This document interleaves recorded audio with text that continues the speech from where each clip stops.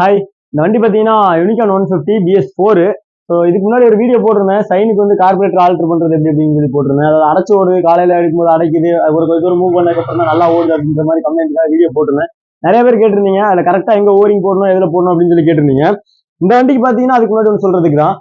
என்னன்னு பார்த்தீங்கன்னா ஸ்பாக்கோ carburettor, alter carburettor. So இந்த கார்பரேட்டர் வந்து இந்த வண்டிக்கு ஆல்டர் பண்ணி போட்டிருக்காங்க. பட் ஆல்டர் பண்ணி போட்டு வந்து இந்த கம்ப்ளைண்ட் வந்து ரெடி ஆகல. ஸோ அதனால மறுபடியும் வந்து நம்ம கிட்டே கொடுத்து ரெடி பண்ணி தர சொல்லியிருந்தாங்க.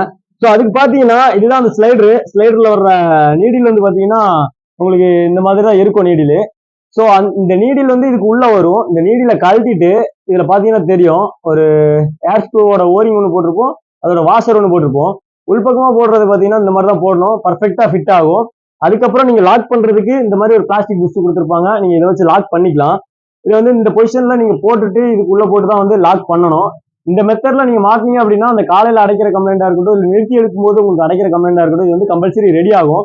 90% கார்பரேட்டருக்கு வந்து இந்த கம்ப்ளைண்ட் ரெடி ஆயிரும். இதெல்லாம் பண்ணியும் மற்றது எல்லாமே செக் பண்ணியும் ரெடி ஆகல அப்படின்னா வேற ஆப்ஷன் கிடையாது, கார்பரேட்டர் தான் மாத்தி ஆகணும். பட் அதுக்கு முன்னாடி நீங்க இதை வந்து செக் பண்ணி இதை வந்து சேஞ்ச் பண்ணி செக் பண்ணிட்டு அதுக்கப்புறம் வந்து நீங்க கார்பரேட்டர் மாத்துறது ரொம்ப நல்லது. இந்த வீடியோ யூஸ்ஃபுல்லா இருக்கும் நினைக்கிறேன். பாய்.